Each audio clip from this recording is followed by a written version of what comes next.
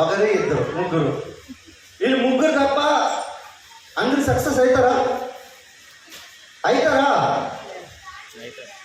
ఈ నలుగురు తప్ప మిగతా వాళ్ళందరూ కూడా ఫాస్ట్గా సక్సెస్ అవ్వడానికి కారణం ఇక్కడ వినింగ్ ఎడ్యుకేషన్ సిస్టమ్ అవుతుంది. ఈ నలుగురు కూడా అవుతారు. ఒకవేళ మళ్ళీ ఫస్ట్ నుంచి స్టార్ట్ చేయడం నేర్చుకొని స్టార్ట్ చేస్తే అందరికంటే ముందు ఉంటారు. నేర్చుకొని మాపేస్తారు అనుకోండి, అసలు నేర్చుకోలేదు అనుకోండి, అసలు వీళ్ళు ఎప్పటికీ సక్సెస్ కాదు. ఎందుకు అంటే నాకు అన్నీ వచ్చు. బిజినెస్ అంటే నేను ఒక సోపు పేస్ట్ అమ్ముతాను. ఇప్పుడు నేను చెప్తున్నా కదా, నేను కానిస్టేబుల్, ఇదే పోలీస్ స్టేషన్ 7 సంవత్సరాలు చేశాను. చైతన్యపూర్లో 7 సంవత్సరాలు చేస్తే బ్లడ్ కానిస్టేబుల్ని. నాకు సోపు అమ్మడం రాదు, సబ్బు అమ్మడం రాదు. ఎవరైనా సబ్బు అమ్మడము ఇలా చూపిస్తే అక్కడ ఎస్ఏ అంటాడు, అరే నీకేం పిచ్చి పడింది, దానికి మంచి ఉద్యోగం ఉంది, నీకేం తలకాయ పని చేస్తుందని ఎస్ఏ అంటాడు. అంటాడు యువదాసు మొన్నటి బాగా ఉన్నావు కదా, ఇప్పుడు అంటాడు. నువ్వు ఎప్పుడు ఎర్రగడ్డ హాస్పిటల్కి వెళ్ళి నువ్వు కూడా ఎర్రగడ్డ హాస్పిటల్లో మెంటల్ లెక్క తయారు అనుకో చెప్పి ఒక సీఏ డైరెక్ట్గా అన్నాడు నాకు. అది కూడా మా ఊరు పక్కన అన్నాడు. ఆ సీఏ ఎవరో పక్కన ఆయన అన్నాడు.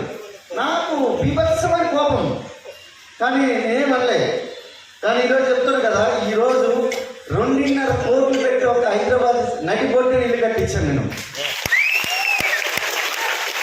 ₹1,00,00,000 కార్లు నడుపుతున్నాను. ఇప్పుడు నేను ₹1,00,00,000 కార్లు నడుపుతున్నాను. నా పోర్ట్ఫోలియో 8 కోట్లు. జస్ట్ నేనేం లేదు, నాకు వచ్చే ఈ పోర్ట్ఫోలియో ఏదైతే మ్యూచువల్ ఫండ్స్లో ఇన్వెస్ట్మెంట్ ఏదైతే అద్దెలు ఉంటాయి కదా, దాన్ని మనం ఎప్రిసియేషన్ అంటాం. మ్యూచువల్ ఫండ్స్, సవర్జిన్ ఫండ్స్ వచ్చే ఇన్కమ్ నా డీజీపీ ఇన్కమ్కి ఈక్వల్ ఉంటుంది. అది నా డీజీపీ ఉంది కదా, డీజీపీ ఇన్కమ్ ఈక్వల్. సార్ ఒకప్పుడు కానిస్టేబుల్ అని చెప్పి అవహేళన చేసిన వాళ్ళు డీజీపీ ఇన్కమ్ ఓన్లీ నాకు సరేలే డబ్బులు ఎక్కడో దగ్గర పెట్టుకోవడానికి చెప్పి వచ్చే ఇన్కమ్కి ఈక్వల్ ఉంది. ఇప్పుడు ఊరికే కాదు, తమాషా కాదు ఫ్రెండ్స్. ఇది మేమే చదువు చాలా బీభత్సంగా చదువుకున్నాం. నేను చదువు అంటే పిచ్చి.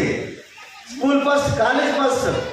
2 లక్షల మందిలో 7 పోస్టులు ఉంటే ఈరోజు హైదరాబాద్లో ఒక 7 పోస్టులు ఉంటే ఆ 7 పోస్టుల్లో నాన్ లోకల్ కేటగిరీలో శ్రీకాకుళంలో ఒరిస్సా బోర్డర్లో ఉన్న వ్యక్తిని తీసుకొచ్చి ఇక్కడ ఉద్యోగం సంపాదించడండి. ఉద్యోగం ఎంత కష్టపడి సంపాదించుంటాను, ఉద్యోగం ఎంత కష్టపడి సంపాదించారు ఆలోచించారు. 2 లక్షల మందిలో 7 పోస్టులకి నేను ఒక్కటి క్వాలిఫై వచ్చాను అనుకున్నానంటే ఉద్యోగాన్ని ఎంత కష్టపడి సంపాదించాను. అలాంటి ఉద్యోగాన్ని పక్కన పెట్టి నా ఉద్యోగంలో నాకు 67,000 జీతం వస్తుంది. కానీ ఈరోజు వెస్టీజ్లో ఒకే ఒక ఐడి ఇన్కమ్ వచ్చేసరికి మా మేడం చెప్పింది కదా, 16 లక్షల కంటే ఎక్కువ ఉంది. నిన్న నాకు ఎక్కువ ఐడి ఇన్కమ్ వచ్చింది ₹586. నా ఇంకో ఐడి కొత్త ఐడి ₹586 నా ఇన్కమ్ కొత్తగా మళ్ళీ. ఎందుకంటే ఊరికే ఎక్కువ డబ్బులు సంపాదించేసి ఎక్కువ గర్వం తలకెక్కుతుంది కదా, అందుకే కొత్త ఐడి వేసేసి కొత్త ఐడి మీద పని చేస్తున్నాం. వీళ్ళందరికీ దాటేద్దామని చెప్పి మా వాళ్ళు చాలా మంది ఉన్నారు కదా, 2-3 లక్షలు వచ్చిన తర్వాత కొద్దిగా అనిపిస్తుంది, అరే నాకు చాలా బాగా డబ్బులు సంపాదిస్తారు, మళ్ళీ 2 ఐడీలు కూడా వీళ్ళు దాటేద్దామని చెప్పి కష్టపడి పని చేస్తున్నాం.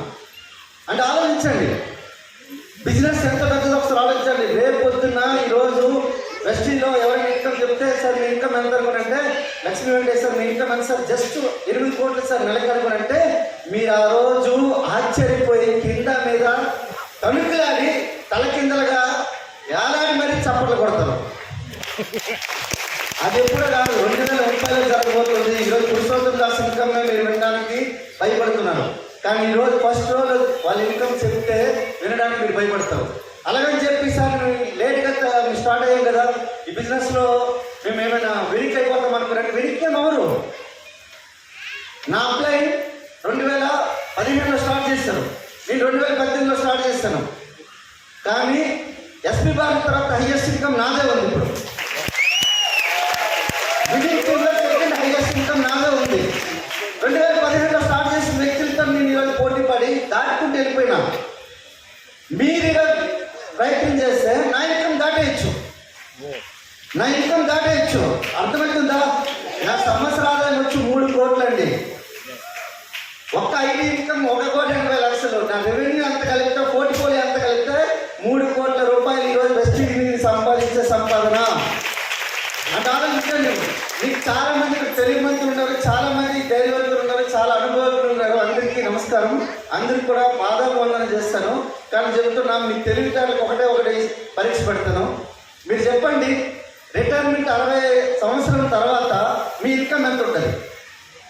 40% పడిపోతుంది ఒకవేళ మీకు పెన్షన్ ఉంటే.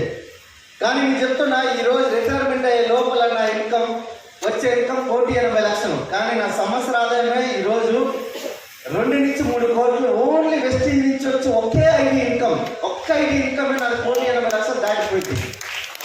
అంటే ఆలోచించండి, మీకు 60 సంవత్సరాలు అనుకున్న తర్వాత నీ రిటైర్మెంట్ అయిపోయిన తర్వాత నీ నడవలేని ఇలా స్థితిలో ఉన్నప్పుడు ఇలాంటి సిచ్యువేషన్ మా ఫ్రెండ్స్ ఉన్నారు. మా ఫ్రెండ్స్ అండ్ మీన్స్ రిటైర్మెంట్ అయినా ఏసీపీల్ని డీసీపీల్ని పట్టుకుని వెళ్ళేవాడిని. వాళ్ళకి మోకాలు నొప్పులు ఉండేవి. ఆ టైంలో దండలేసే వాళ్ళము, జీప్ లాక్కుంటూ తీసుకుని వాటి దగ్గర దిగబెట్టిన తర్వాత వాళ్ళకి వెళ్ళి అడిగితే, సార్ లైఫ్లో చాలా బాగా సర్వీస్ ఇచ్చారు కదా, మీరు ఇప్పుడు ఏం చేస్తారు సార్ అంటే, I'm the utter failure of life. ఈ జీవితంలో ఫెయిల్ అయినందుకు చెప్పి నాకు 100 మందిలో 100 మంది చెప్పారు. 100 మంది ఆఫీసర్లు 100 మంది చెప్పారు, మీ జాబ్లో సక్సెస్ అయ్యాను కానీ లైఫ్లో ఫెయిల్యూర్ అయ్యాను. మీ లైఫ్లో సక్సెస్ కావాలంటే వెస్టిజ్ చేయండి. లైఫ్లో సక్సెస్ కావాలంటే 2-3 సంవత్సరాలు గట్టి కష్టపడితే సార్ మాట్లాడుతూ ప్యారిస్ వెళ్ళిపోవచ్చు, మాట్లాడుతూ దుబాయ్ ఎంజాయ్ చేయొచ్చు, మాట్లాడుతూ స్విట్జర్లాండ్ వెళ్ళి స్విస్ బ్యాంక్ అకౌంట్ చేసి అందులో ఒక 50 కోట్లు సేవ్ చేసి ఎట్టుంటుంది బాగుంటుందా లేదా? కానీ స్విట్జర్లాండ్ అకౌంట్ రావాలంటే, స్విట్జర్లాండ్ వీసా రావాలంటే సుమారుగా నీకు 2 లక్షల రూపాయలు నీ బ్యాంక్ బ్యాలెన్స్ ఉండాలి. 3 సంవత్సరాల ఇన్కమ్ ఏది ఐటీ రిటర్న్స్ ఫైల్ చేయాలి. మళ్ళీ వెళ్ళడానికి రావడానికి 6 లక్షలు కావాలి. అంత ఈజీనా? లైఫ్ అంటే అంత ఈజీ కాదు. ఐపీఎస్లు కూడా స్విట్జర్లాండ్కి పంపించరు. పక్కన థాయిలాండ్ బ్యాంకాక్ లేకపోతే అది కూడా 1-2 రోజులకి అది కోటా మీద పంపిస్తారు, ఇండియా కోటా మీద పంపిస్తారు. కానీ నేను చెప్తున్నా, నేను కూడా 14 సంవత్సరాలు దేశానికి సర్వీస్ చేస్తా. నాకు అందులో సేవ కనిపించింది, 4 సేవ చేశాను. కానీ లైఫ్ కనిపించలేదు. లైఫ్ ఈ రోజు కనిపిస్తుంది. వెస్టీలో నేను కొన్ని 100 మందికి ఈరోజు వాళ్ళు ఫైనాన్స్ ఫ్రీడమ్ తీసుకొని రాగలిగిన. మీరు కూడా రావడానికి చెప్తున్నా కదా, మీరు ఒకరు ఫుడ్ పెడితే జీవితాంతం ఫుడ్ పెట్టుకుంటాడు, అవునా కదా? కానీ జీవితాంతం ఫుడ్ పెడితే నేను చెప్తాను కదా, నీకు ఎన్ని తరాలు ఉంటాయి అన్ని తరాలు కూడా నీకు గుర్తు పెట్టుకుంటారు. So that is Vestige.